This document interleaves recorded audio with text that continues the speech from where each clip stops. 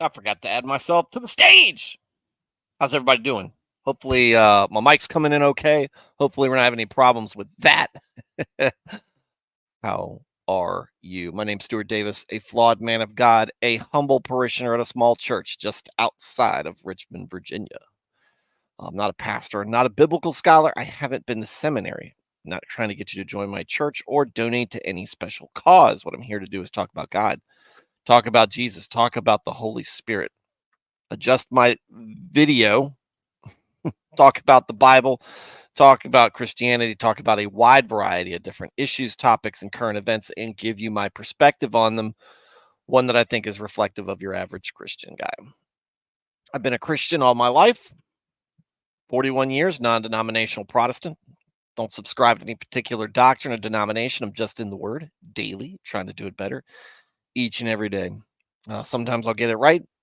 Often I'll get it wrong, but no matter what you're hearing from me, if you are catching this on stream, you can count on to be my honest opinion on whatever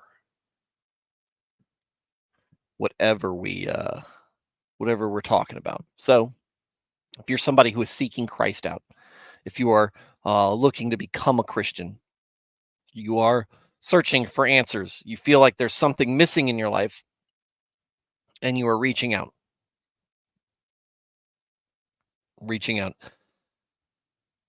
and you're looking for just information, period. You're looking for a place to find some sort of reassurance, some sort of extra knowledge, whatever it may be. Welcome. Glad you're here. Glad you found this place. Hopefully, I am able to meet those expectations. Hopefully, I'm able to get across to you what needs to be communicated in order for you to better understand. Better understand and accept that Jesus is our Lord and Savior. And I know that there's a lot of mixed messages out there. There's a lot of weird stuff out there. Instagram, YouTube, shorts, TikToks out there with everybody with these overly produced, these kind of condescending, very sure of themselves.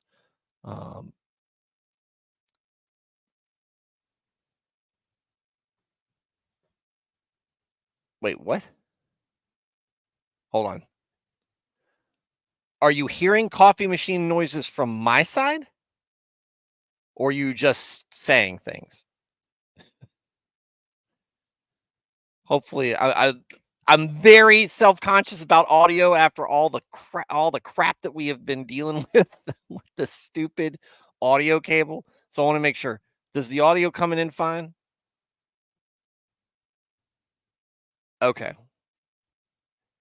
Alex, ruining the intro.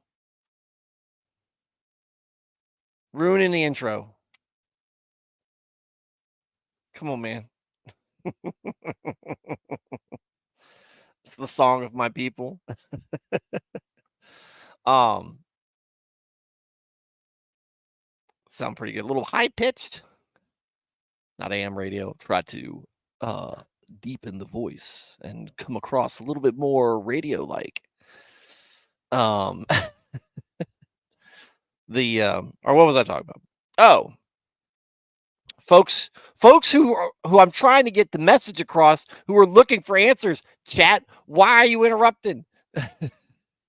So, folks, I get it. There's a lot of that stuff on social media with folks with these very, very professional, very, very well-made videos, but the messaging seems a little high-handed, a little too sure of itself, a little bit more, a little contrived, a little forced, a little produced, and it's not.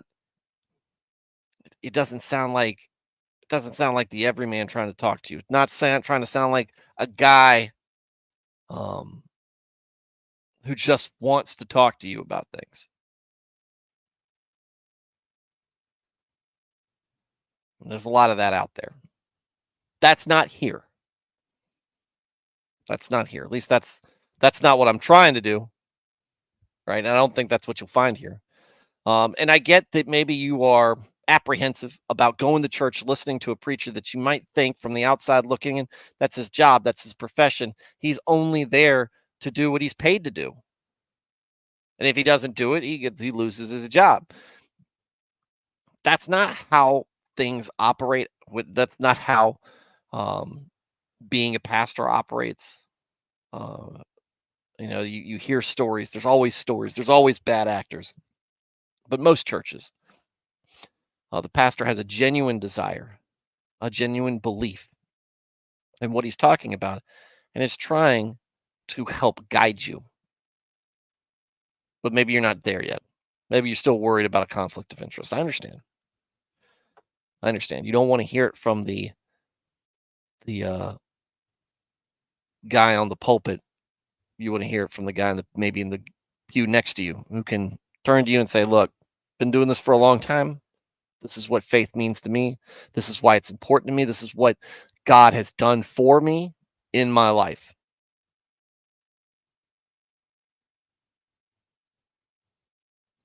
And this is why it's important for me to pass that along to you. This is why I think it can change your life. And you can find that missing piece because look, short answer, if you're looking for Christ, you're looking in the right place, or you're looking for the right thing. Christ should be your goal.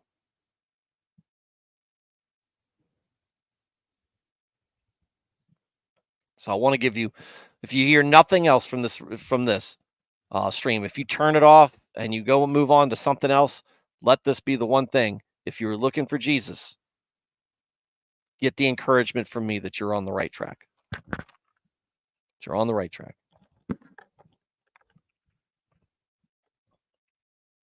For everybody else who is already a Christian and you just enjoy Christian topics and discussions, welcome as well. We run this very similar to a Wednesday night study group or a Sunday school. Very small group oriented. We've got a nice tight knit group of guys and gals who tune in. They're part of the chat, and we'd love to have you part of it. Whether you are, again, Christian, maybe you're more knowledgeable than me in the faith, maybe you are more mature in your faith than me, that's great. Or maybe you're the folks who I talked about at the beginning who are just searching out, looking for Jesus. Doesn't matter. I'll want you in that chat. Get in there and be part of this group, because the chat's important. It does so much for us as a channel. Y'all add content, y'all add opinions, y'all give me things to ideas to ping off of when we're going through stuff, especially stuff like Proverbs. Maybe a different way of looking at it. Like I said, this is not a seminary course in what the Bible means. This is me reading and reacting to it. And I want to hear, as I read it, I want to hear how you react to it as well. It's important. So, how to contribute? No. Easy. Just talk. What do you agree with? What do you disagree with? What do you think I'm doing right? What do you think I'm doing wrong? What unique experience or insight or perspective do you have on what we're talking about that maybe we haven't discussed? Or maybe you just want to add on. Ask questions. Share your opinion. I might not have answers to your questions, but we can talk about it, and maybe we can turn you in the right direction. Maybe the chat can answer it. Never know. And so that's how we'll start the stream off. How's everybody doing? As far as we know, at this moment, Joe Biden is still president. Though there was a time last night when I was reading that there were some rumblings that that maybe he's not anymore. But we live with a lot of uncertainty in who leads us in the government. But at least there's no uncertainty who leads us in our spiritual lives. That is God, who you never have to worry about stumbling on steps. Veritax is here. Ooh, actually here early. Better dust it off. Better dust off the old chain reference Bible if you had one. Just go out and get one. Blaine, how's it going? Talked to him just not too long ago, actually, before the stream. Perfect stream to get the place ready for family coming in for Seafair weekend. I don't know what Seafair weekend, but it sounds tasty, actually. Weekends. Seafair weekends. Ooh.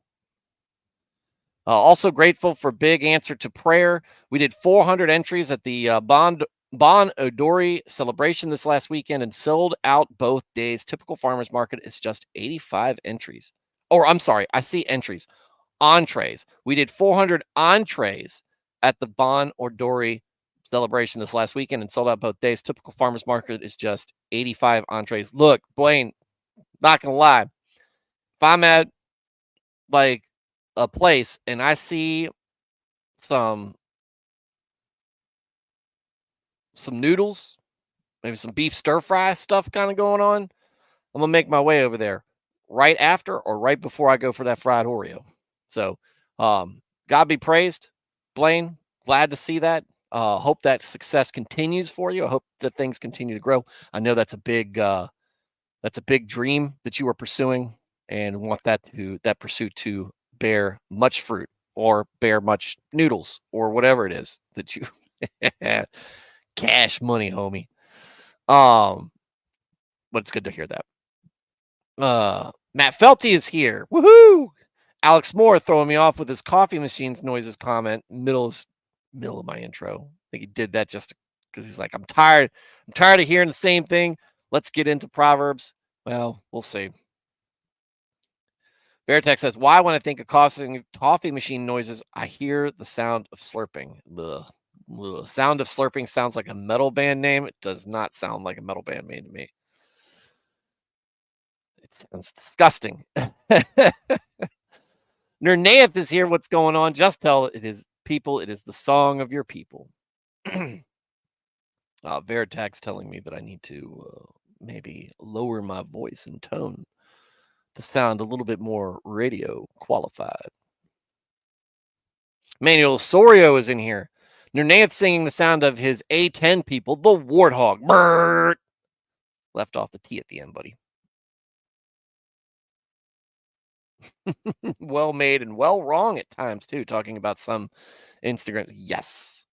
Yes. Veritex had too much me, not enough bread sliced off the loaf of.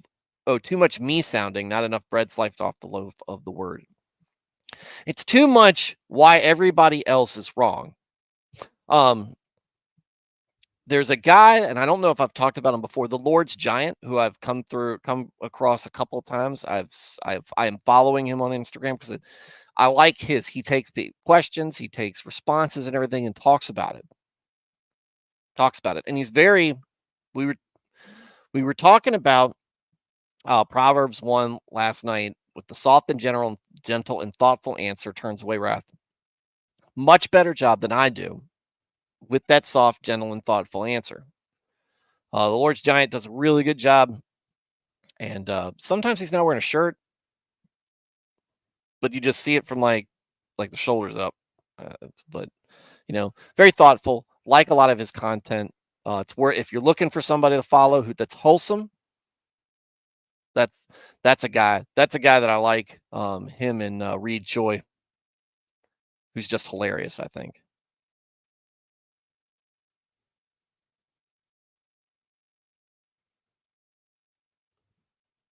There's some great apple butter. Man, apple butter is good. You know what? Apple butter and cherry butter, man. I live with that on a biscuit for breakfast. Oh, good job.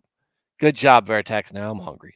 There are a lot of pastors who are fine at pulpit time, but struggle in other areas, which is why we all need to grow and build together. So let me talk about my pastor at the last church who was there before the new pastor came in and left. All right. Old pastor who I sat when I first started coming back there, sat down in the pew and I was just listening to him. And that was when I realized, man, I was way off center. One of the things it often struck me is when you would get him in conversation, maybe with a crowd, And maybe some of this had to do with he was dealing with some hearing loss that was gradual. Um, but he could oftentimes come across as a little socially awkward, He was, it is, he nothing, I mean, he's he's not the pastor at church anymore, but he is still around. Um, is great guy. He's got pastoring down pat. Um, not just the presence, but the spirit behind it. Um, not afraid um to get vulnerable up there, based in the word, sometimes awkward, which was I always found as I got his sense of humor, which I was funny because I've seen it. What was funny was what maybe was endearing. He cracked a joke one time, like it was like the first 3 months that I've been again. It was like the third month I was there. Right. He cracked a joke and I thought it was hilarious. No one else laughed. Um, and it's not like you got this big auditorium. I mean, it's a small traditional church. You sit there, and I chuckled and everything, and everybody's like, nobody else thought it was funny. I thought it was hilarious, but great guy. Like I said, could come across as a little socially awkward, but you get him down in a what, and outside of small talk, and you got him into a serious conversation with something. A lot of that went away, and that man was there for you for whenever. Okay. Um, we were we had been going there maybe a year at the time. All right. Um, and yeah, it's about a year because I think my wife was pregnant with our middle kid, and we were coming back from Bass Pro, and we got a call that my mother-in-law was having a heart attack. All right. Um, and so we're like, okay, ambulance is on the way. We're gonna meet them at the hospital since the hospital was on our way. We'll meet them at the hospital. And so my wife was driving, and I just sent a text to Mark saying, um, "Hey, could use your prayers, you know, explain." And his immediately, I didn't wait. Like he probably fooling around on his phone, doing whatever. Um, immediately texted back, "What hospital?" He beat us to the hospital. And was there with us when the ambulance arrived. By that time, they had gotten her stabilized, and she was doing okay. Um, he didn't know, he had never met my mother-in-law, never met her, and he went in there and talked to her one on one without us there. When she got settled into a room, or when they were checking her out or whatever, um, went in there and talked to her one on one. He knew how to look at. He knows how to reach out, and he knows how to make people feel important in the way that I think God wants us to at least try to make people feel important. That was one of the great impacts for me, that he could do. He would do that. He dropped whatever it was he was doing. It was a Saturday, middle of the day. Who doesn't have things that they're working on? Immediately there. And we didn't ask. We just said thank you. And that was great. Um, some pastors, you know, some pastors don't think that they need to do anything other than preach up there. They want everything else handled by the rest of the church. The rest of the church business, I just go up there and preach. That's not what a pastor's supposed to be. He's supposed to be part of the community. He's not just supposed to be that guy. To me, that's not a full-time job. And I say that with a bit of and I'm not saying this to um toot my own horn, but pastor gets up there, gives about an hour-long sermon, does you know, does the things that, make sure everything's running the way it's supposed to be running. And then that's it. I do an hour show 4 nights out of the week on top of my full-time job. Sermons aren't easy, and they require a little bit more homework, obviously, a little bit more discussion, some background and everything. There's a messaging behind that.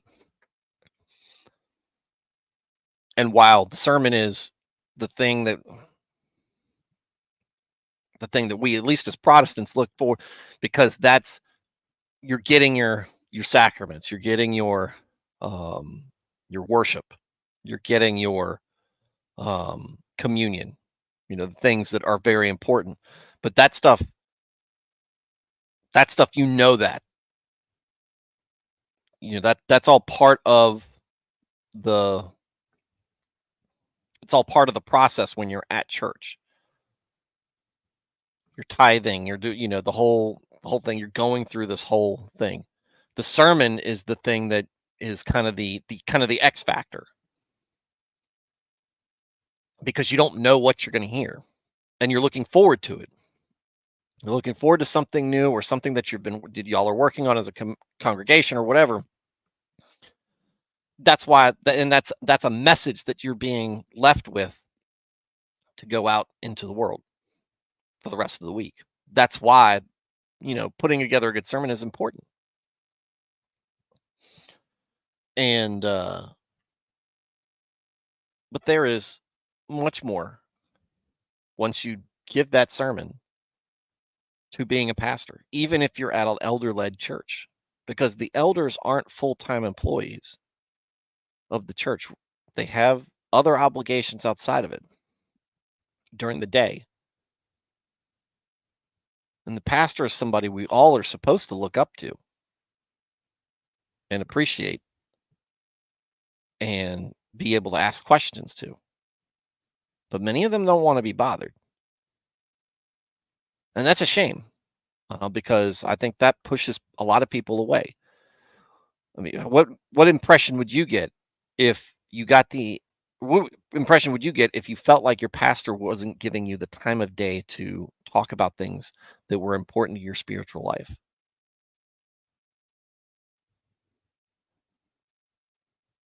I mean, the we talk about we can the great best examples are the Stephen Furticks out there, at the mega churches, where you can't even get to them to talk to them, because they've got their PR for people, they got their bodyguards, they got all this other stuff at these places, and really, it's all a production of them anyway. But even at the small church, it's a bad mindset to get into, and unfortunately, some pastors have that.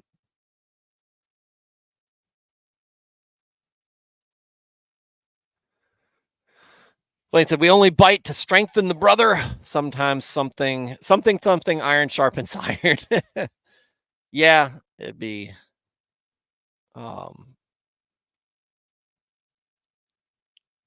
that's what I try to tell myself, at least. I don't know if I do it well enough, but I do enjoy my talks with you guys.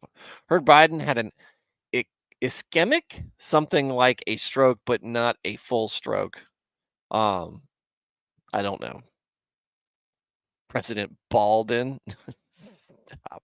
Schrodinger's Biden.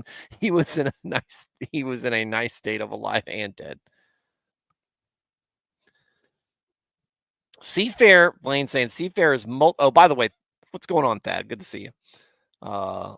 Blaine saying Seafair is multiple weeks in Seattle, Bon Ardori, Chinatown Food Walks, Bite of Seattle, Torchlight Parade, hydroplane races. That's hydroplane races. Boat racing, awesome to watch, incredibly dangerous. Especially when you got hydroplane. I've never seen hydroplane races before. I can just imagine, because I feel like the least amount of control you have is when you're up on those planes, as opposed to maybe not. Maybe you do get more stability. I don't know. I don't know enough about hydroplane racing, but man, boat racing in general, super dangerous. Lot of a lot of dead bodies in the wake of uh that pastime. Blaine said, heard people saying, why is there only one Japanese food stall here? You'd be like, because there is only one Japan.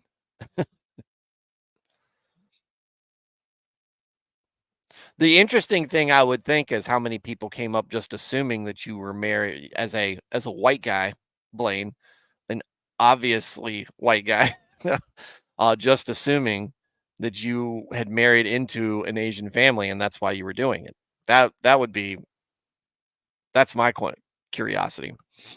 Um, and the MC would periodically announce there's no line at the Creole truck. Ooh, dude? If you ain't got a line at the Creole truck, dude, something's either wrong with the people or something's wrong with your cooking. Because Creole, man, all right, I'd have 2 meals that day.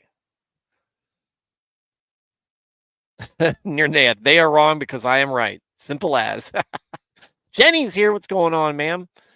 Hope that you are doing well. What about the butter dog? This is the butter dog.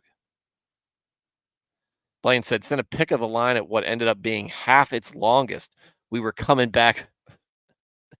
We were coming back from Bass Pro is the most you thing I've ever heard. Dude. In fact, it was so funny because I was buying firearms. I was like, hey, we got to buy celebratory firearms. I'm having a daughter. I need another shotgun. That's what the thing. Look, oh no, we didn't know at the time. I'm sorry, we didn't know at the time that that my daughter. We found out her gender when at birth. So I was like, look, we need another shotgun. If it's a boy, he needs a shot. I need a shotgun so he can learn how to shoot it. If it's a girl, I need a shotgun so whenever a guy comes around the date, um, I have it. I already had a shotgun, but you can never have enough.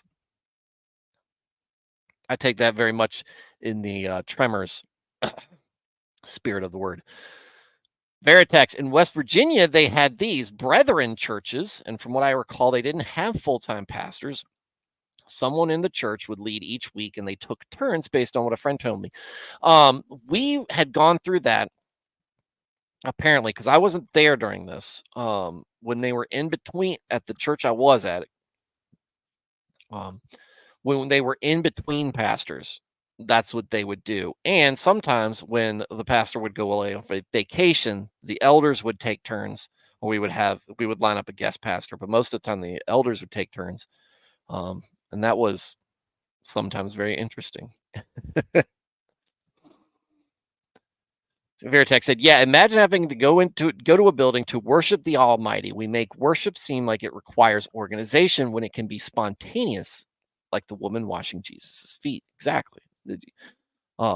Worship is things that we can run into.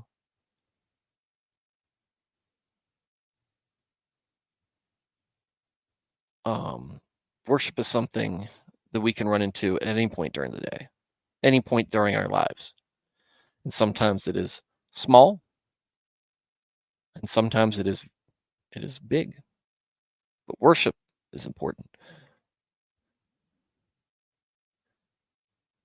Ischemic, okay, ischemic. Renee replaying, and then Blaine coming, not Balden, B-A-Iden, Biden, B-A.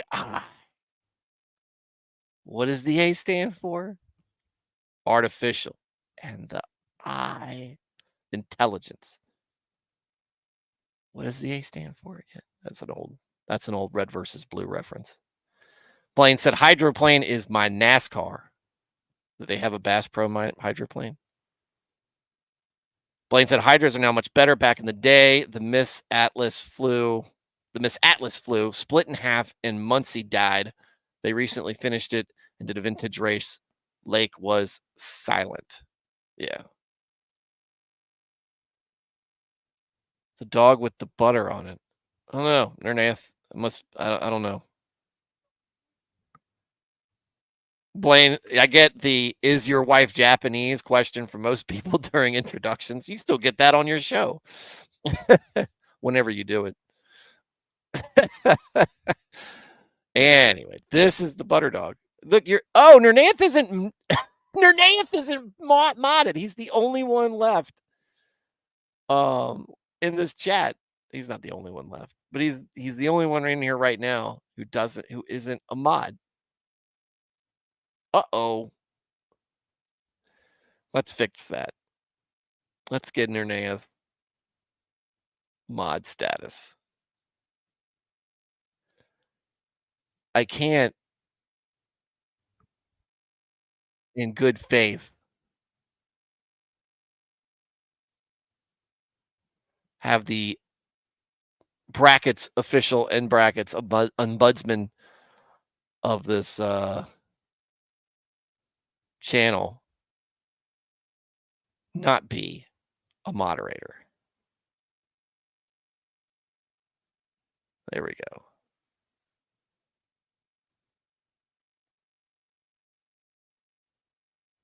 Hydras use either Allison 16s or Allison to me is a transmission. Lycoming T55s are the new ones. New unlimited hydros still flip, but there's enough safety and all pilots are dive certified. When your boat comes apart around you,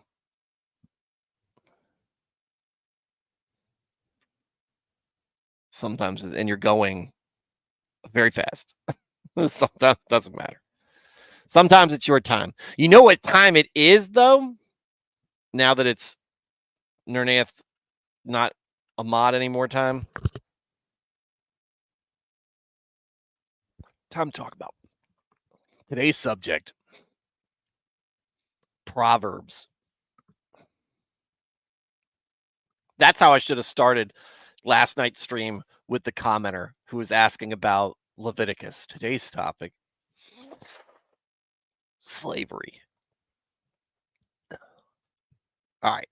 We were in Proverbs 15. We're still there. We stopped at Proverbs 5. It's been, they were very convicting to me last night because there were some that applied to some shortcomings I have. We'll see how they measure up today. Great and priceless treasure is in the house of the consistently righteous one who seeks godly instruction and grows in wisdom. But trouble is in the income of the wicked one who rejects the laws of God. Nice. I like how the compare and the contrasting here is not between the guy who is doing the wrong thing and the guy who is struggling trying to do the right thing.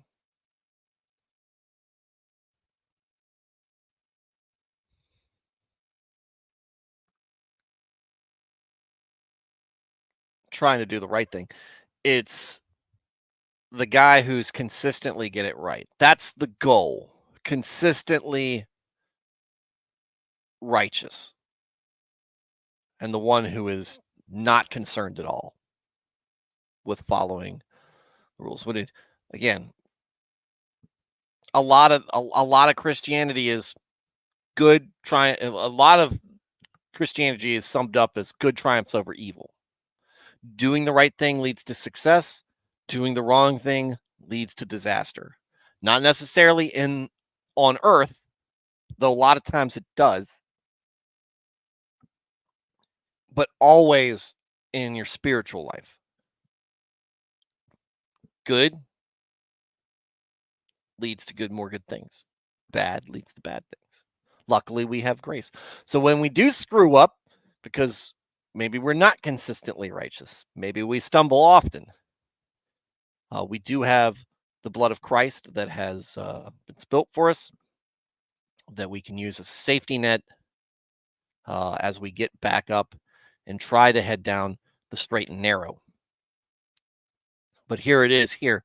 Great and priceless treasure is in the house of the consistently righteous one who seeks godly instruction and grows in wisdom. The guy who is consistently, or gal, I know Jenny's here. The people who are consistently doing the right thing. Hang on a second.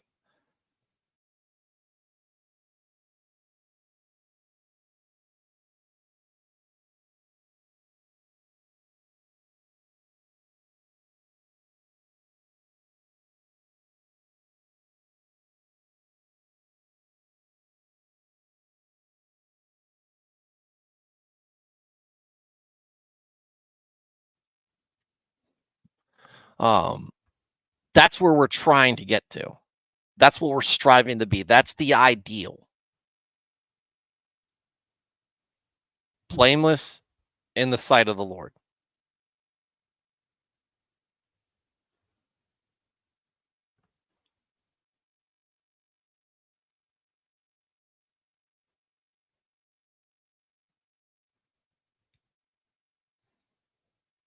Don't be King Saul, who just stopped caring and just said, I'm going to do what I'm going to do.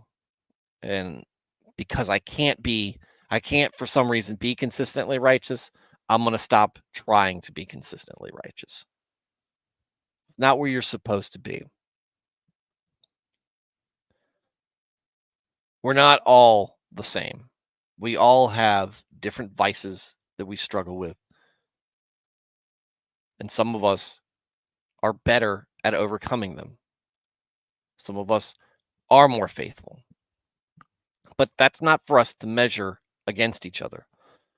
What we're looking for is where we should be, how we should be behaving, not what the guy next and to the left and to the right of us is doing and trying to gauge yourself by then.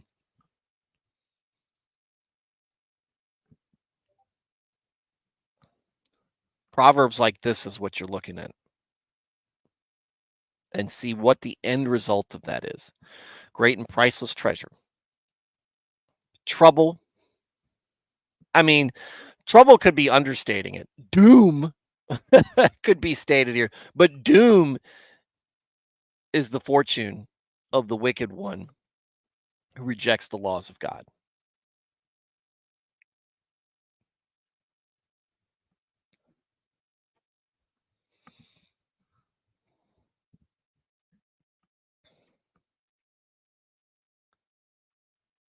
Blaine saying Allison V16 old airplane engine. Lycoming T55 is a turbine from the old Chinooks. Yeah, we used General Electric T700 and T701 Charlies in the UH60, which is the same engines they use in the Apache. Way different looking, but still turbine engines. Be interested to see that. How long does it take them to spool up?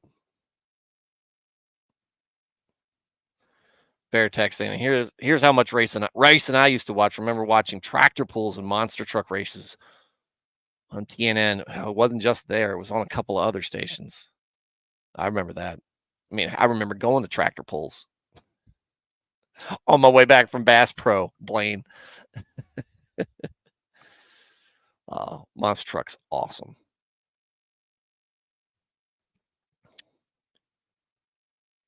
Monster truck is the pro wrestling of the motorsport world.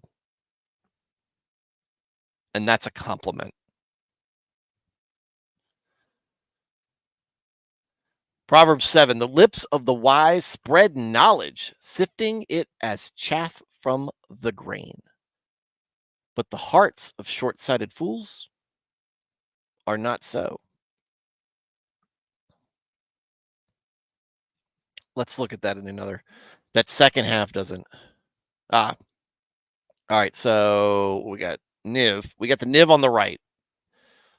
Thanks to a suggestion from our friend, and maybe I can widen this now.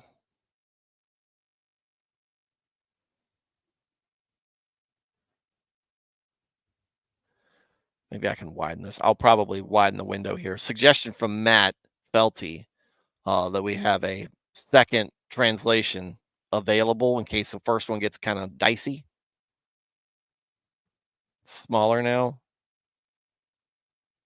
Let me try something.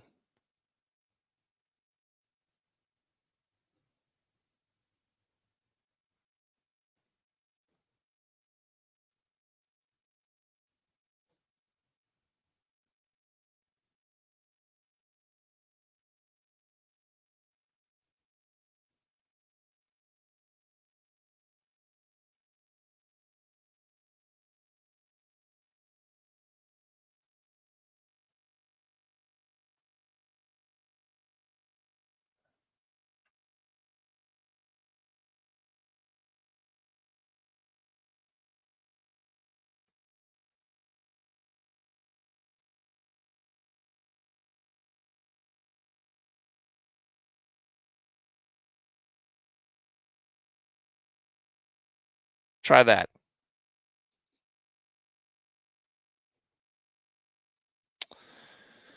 Wind it up a little bit. So we have the amplified translation on the left and the New International Version translation on the right. Um, so what the amplified said, lips of the wise spread knowledge, sifting it as chaff from the grain, but the hearts of short-sighted fools are not so. Niv says, the lips of the wise spread knowledge, but the hearts of fools are not upright. So it just kind of breaks that down just a little bit more, or paraphrases it a little bit better.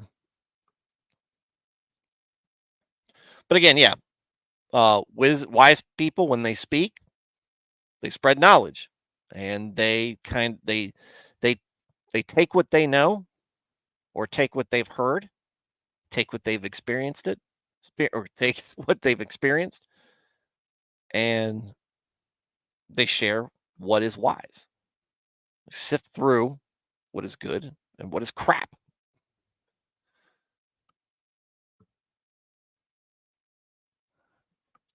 On the other hand, the fools, short-sighted as they are, the unwise, their hearts are not upright.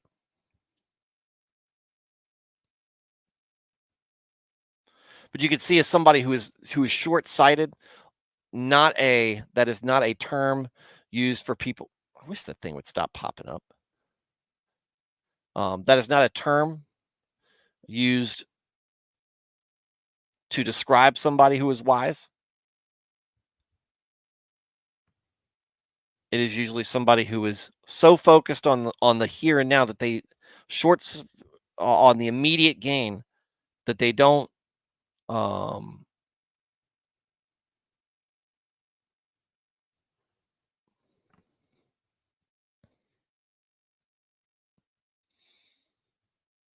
they don't pay attention to what the consequences, the long-term consequences are, or even who is caught up often as collateral damage, who's caught up and lost in the wake of their short-sighted decision making. Patience, prudence, discernment. Again, these are all things that we value as wise. None of that is rushing for the immediate satisfaction of here and now.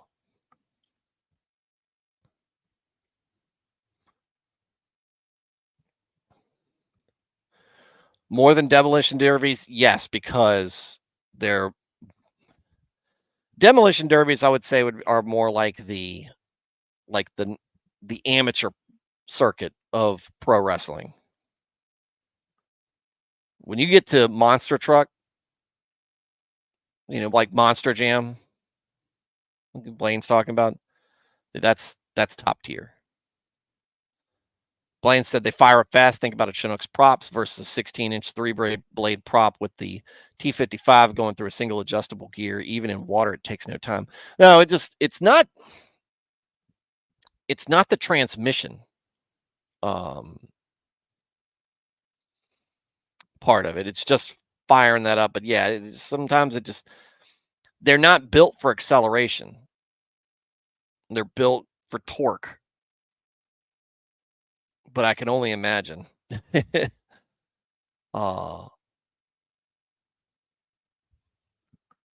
difference in weight and trying to rotate the Chinook blades versus Char, big and heavy. Look, we did blade pin inspections on the Blackhawk, and ideally you have a crane there or a hoist or something like that can, because blade pins are on the Blackhawk. There's 2 pins that hold the blade to the main rotor. They're very large. They're about this big around. This big around.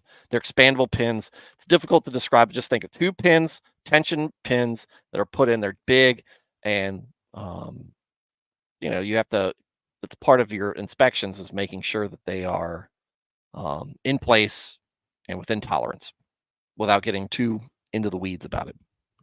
So normally, though, because you've got your main rotor here, and then you've got the blades that come off, and so they start to, when they're, like I said, the blades are heavy, so they come up and they start to sag. They bend. They're flexible. It's a honeycomb shape in those things. And so when you go to test them, you want to take that tension off of them. You want to do it like, you want to pretend that there is no vertical weight, vertical tension on the pins. So you would have the hoist hold the blades straight, and that's how you can take and that's part of how you take the pins out. Well, you don't always have it, and it's not always easy. If you're doing multiple ones, you're gonna move that crane around. Now, the way to do it in the field is have a guy on the deck, on the rear deck of the helicopter, on his back with his legs up and pushing up on the blade to move it up and down. And do it that way. So when you are the guy pushing with your legs up on that blade, you get a good appreciation of how heavy it is, because even then you're not keeping it all on there. They're relatively lightweight for their size. They are still heavy. So nice digression. It's NASCAR style. They start while moving. Okay. The sacrifice of the wicked is hateful and exceedingly offensive to the Lord, but the prayer of the upright is his delight. Yes. Okay. Talking again, sacrifice of the wicked, hateful, and exceedingly offensive to the Lord. If you're sacrificing, just, I can take this two ways, and both of them you can see why they would be hateful and exceedingly offensive. Number one, the wicked person is making that sacrifice to a demon or some sort of false god. And usually those sacrifices are blood sacrifices involve or some sort of perversion involving a perverse act.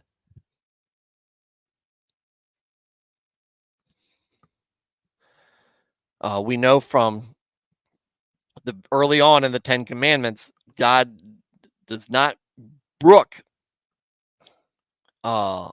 anyone worshiping a being other than him. And we know that he is not going to find the behaviors of that sacrifice wholesome either. So that is hateful and exceedingly offensive.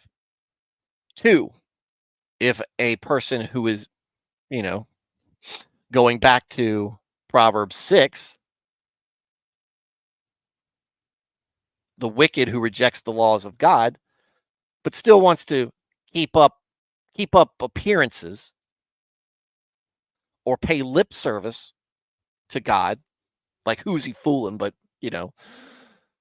offering sacrifices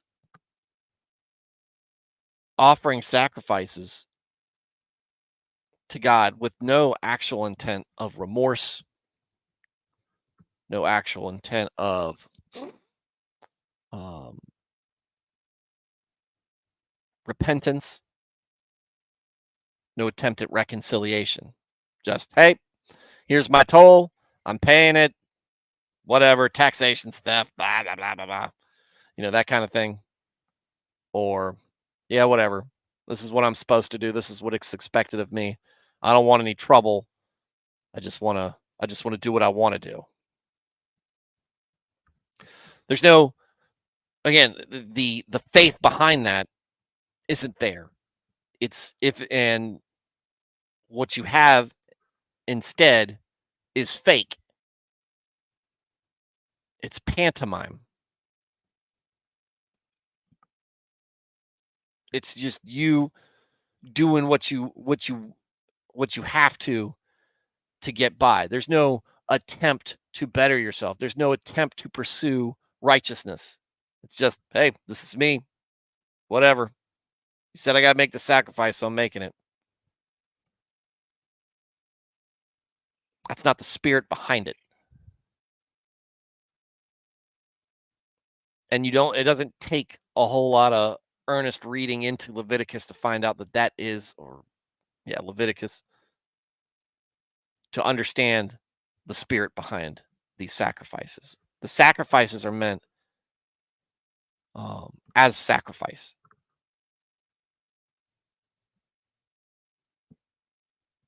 You giving up something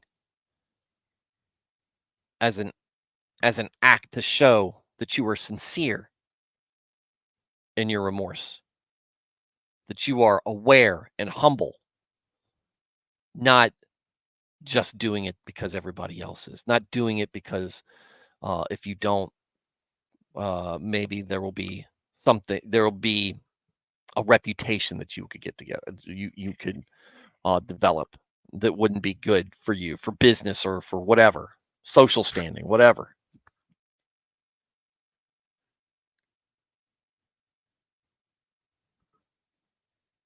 But doing it with that earnestness, with that remorse, with that humility. I am sorry. I recognize what I did. How do you start to fix yourself if you're not there? If you can't admit to yourself, if you can't admit to God, who is right there with you through all this, if you can't admit to Him or yourself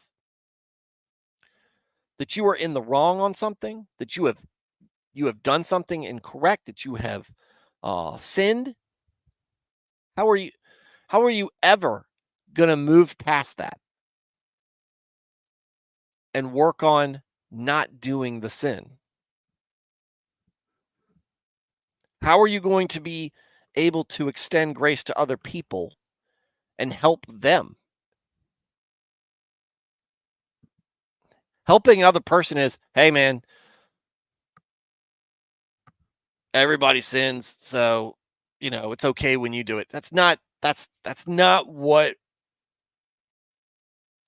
the salvation we received is. It's not, oh, I'm baptized, I can do whatever I want now.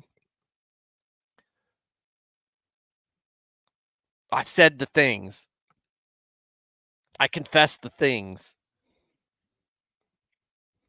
It's not going through the motions. It's feeling it here in you.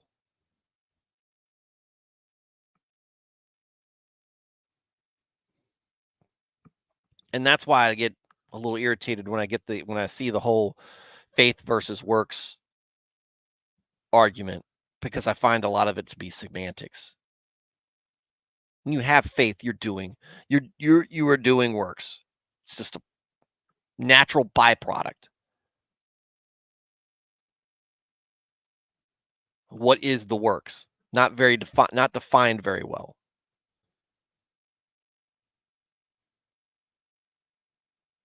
Faith is more than belief.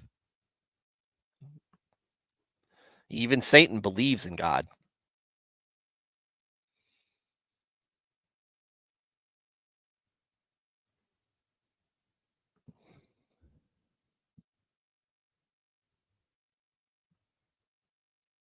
But a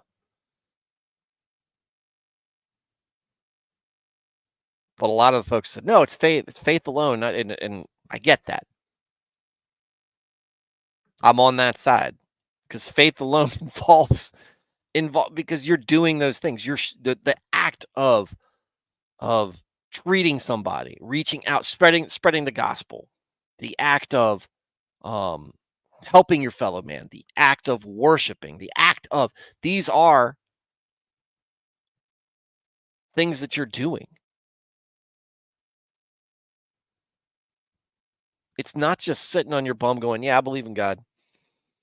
Yeah, he's great." Really? And there are parables, I think, that kinda illustrate that. We'll get into that when we get to the parables. We still got a long way to go. True faith, true belief, true desire, true remorse, meaning it right here when it comes from the heart, and it's not flippant, that delights God. He loves to see us work on ourselves. He loves to see us understand what he's trying to get across to us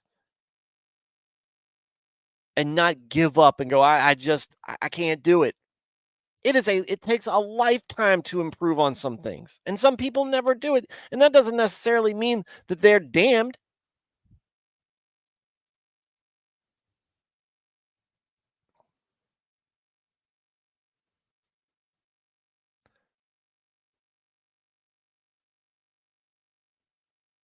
But how do you stand before God and say, yeah, I knew it was wrong. I just didn't care. Or I just wanted to do it more.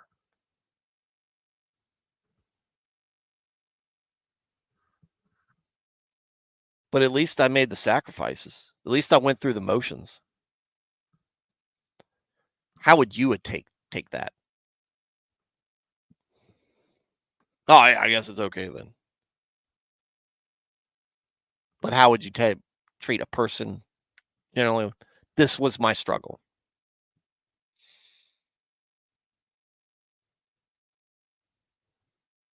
This was my struggle. Every day it was on my mind. Every day I wanted to do X this thing, right? And some days I fought it off and some days I didn't. But I prayed to you for strength. I prayed to you for grace and help and healing. How does that sound? I am sorry for the things that I did, that I have done. I am sorry I fell short. I want to be better. How does that sound?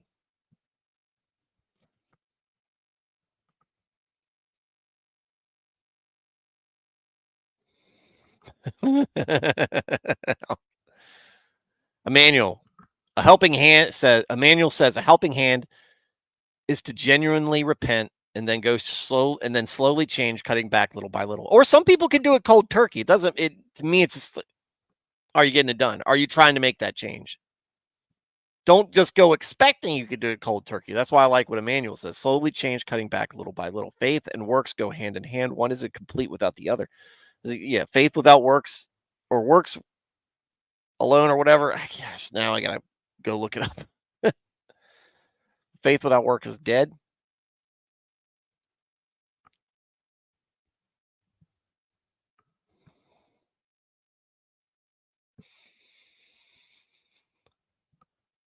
because it's not true faith.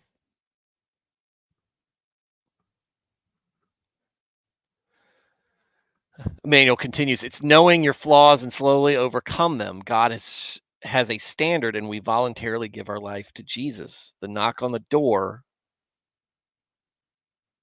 we let Jesus in. Like it, Emmanuel.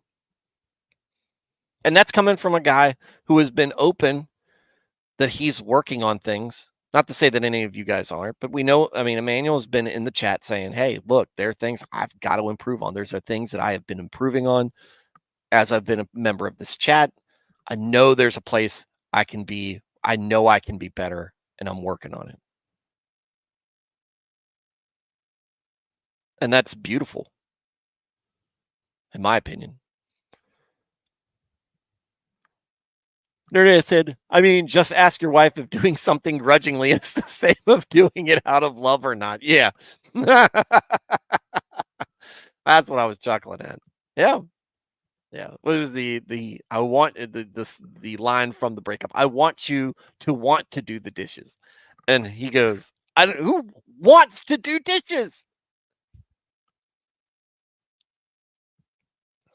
I don't look forward to certain tasks, um, but I do take joy that it is something um, to help the family in whole, or help my wife specifically.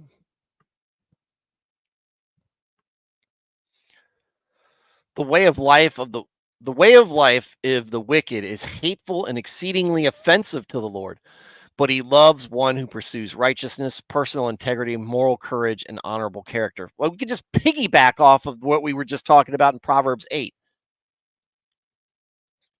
We were talking about that lifestyle, not just the going through the motions, but that lifestyle. Just I just want to do what I want to do.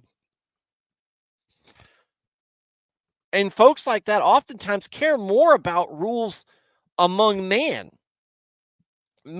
laws, than they care about the laws of God. Because the laws of man tell you what you can and can't do as an act. The laws of God tell you where it comes that it needs to change in here. And a lot of people don't want to look that far inside and be told there are things that you need to do. You are not completely reconciled with all things righteous. There are things inside you that are not perfect. You are not perfect. Your behavior is not perfect. So you need to continue to strive. You need to continue to improve. Pete, a lot of folks don't want to hear that.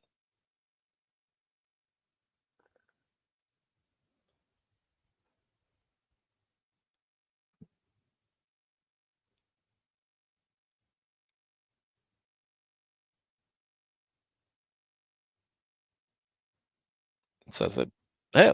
And so they say, to hell with that. I choose the way of the wicked. Eh, what a loss. What a waste. What a sad and tragic thing to see that happen. We probably all know people who have gone that way or are going that way. And what a joy it is when those people have the when those people get to the point sometimes where they said, no, I have been doing it wrong. I do need to change my ways. I do need to, and they turn. That to me, we talk about the parable of the prodigal son. That's the joy out of it. We're happy that we've got the good and diligent son who's doing the right thing, but we still miss the one who's gone, who left, but they came back.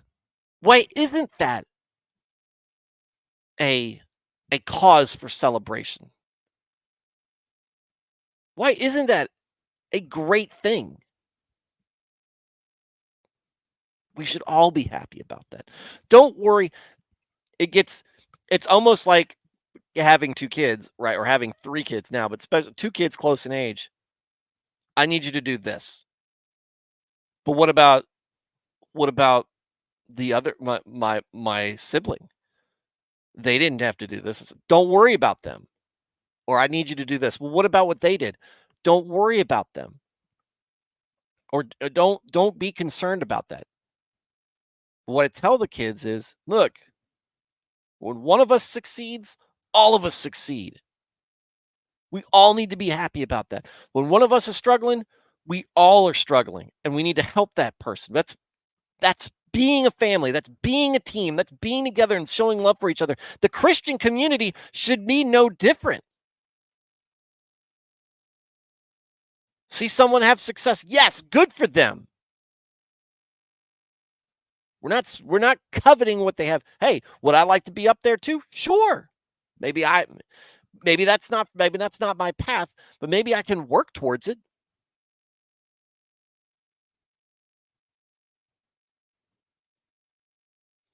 Do you see somebody down in the dumps, down at rock bottom, and They are reaching for a lifeline. Do you look down and go, hurts, don't it? I hope you learn your lesson. Time for that's later. Work together as a community, as a congregation, as fellow Christians, as brothers and sisters in the faith, whatever you want to call it, to lift that person up.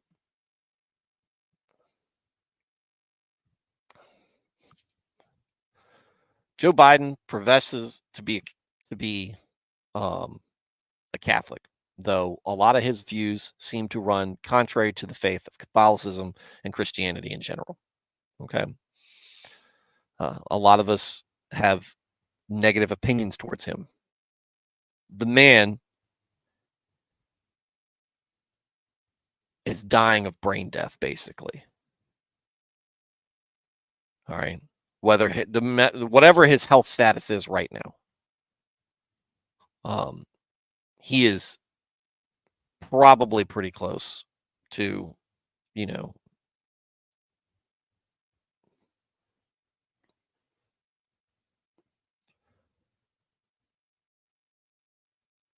do we want to cheer for that? Or do we want to pray that before the end, if he truly has left God behind, that he turns back at the end and reconnects? Yes. That's what we want to see with him or anybody else. Like I said, we want everybody to make it. But they gotta want to be there too. And you can't just want all the things, but at the same time denying the God who created it. Denying his love, denying his instructions. And it's not it's tough to live, but it's not like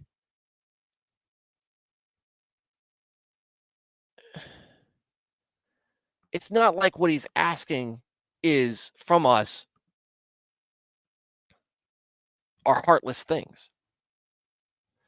There are times where he said, look, don't waste your time. There's parts in scripture where it's like, look, you can lead that horse to water, but if they don't want to drink, you try to preach to these people, you try to get them to believe, but if they don't, move on, brush the dust off your shoulders, move along. Move along to the next one. You can't. Ultimately, your salvation is yours. That's the thing with my kids. I can set them up. I can teach them and instruct them and try to be as good of an example as I can be. I'm not perfect. Be there for them. Lead them, guide them, whatever. Advise them. But ultimately, the decision for them comes down to them. And that's why I tell people, the ones who cry about church hurt and all that other stuff, fine. Look, if you listen to anything in Christianity,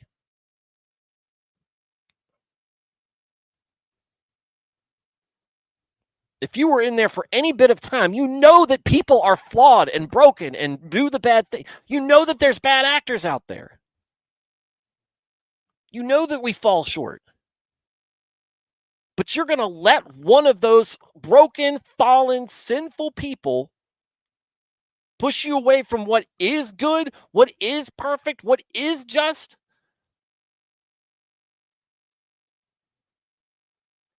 It smacks of conceit, whether realized or not.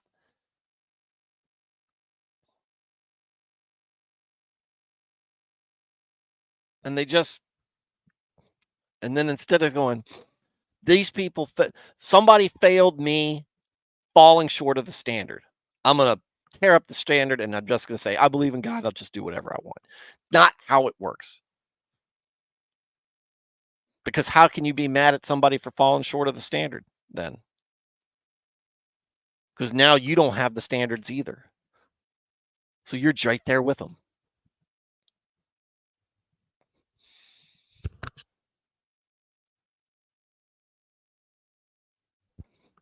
Satan works in some weird ways, man.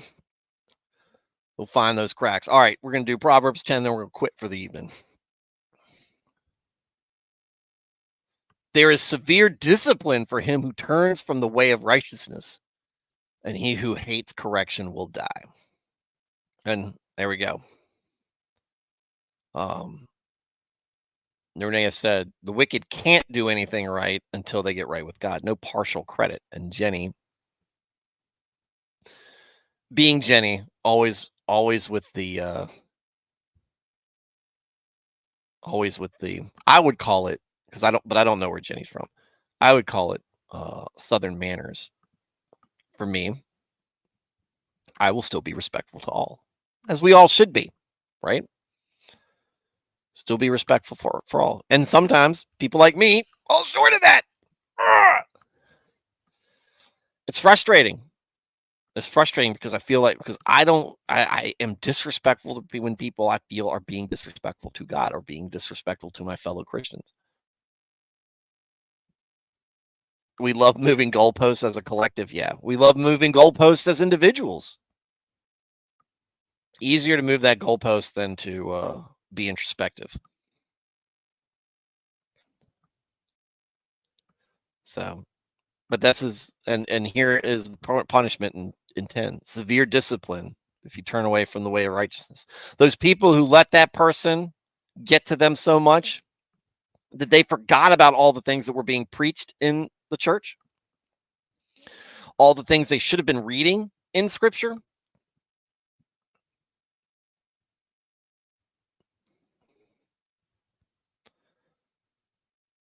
Turn from the way of righteousness. Oh, give me the whataboutism. But they did this. Don't worry about that. You got to do the right thing.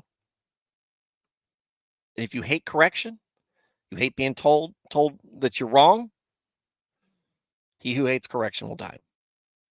And that's part of the struggle for us, reaching out to people who are just, no, it's okay to do this. No, stop.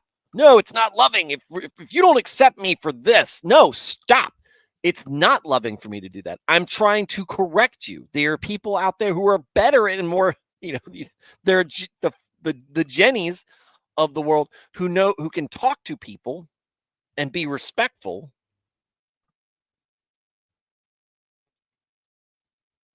To tell you, to correct you, hey, look, this is wrong. In the eyes of God, it is wrong. If you don't like that, it's your doom. We're looking out for you. At least I am.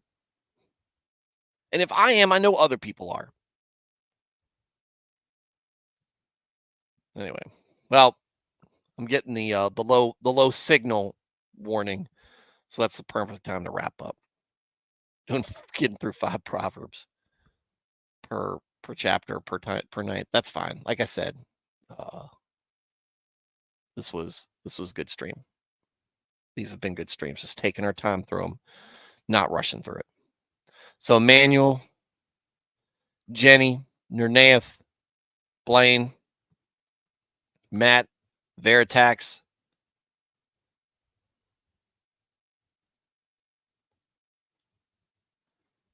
Thad,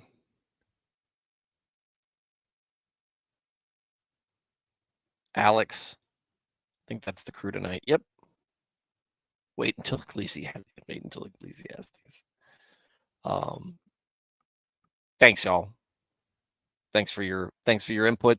Thanks for your words of wisdom. Thanks for your manners. Right. Thanks for everything you guys do, contributing as a chat. It is well. It is well in what y'all do. And I appreciate that. I appreciate y'all helping me with this channel. To everybody who is listening and not participating in the chat, how dare you? No, just kidding. I know some of you can't. Some of y'all don't want to. It doesn't matter. I'm just glad that you guys are finding something to tune into each night whenever you need, whenever y'all need to hear it. Y'all find it. So whichever group you're in, if you haven't liked the episode, please give it a like if you did like it. Don't like it if you don't like it, right? Don't click the like button if you didn't like the show. But if you did, I'd appreciate the thumbs up. If you're not subscribed, please subscribe and hit the notification bell if you want to be part of this crew as we're live. And with that said, if you are catching this on replay, sorry I missed you. I hope to catch you live sometime. But thank you for watching. Everybody have a good night. We should be here tomorrow night. Everybody have a good night, and God bless.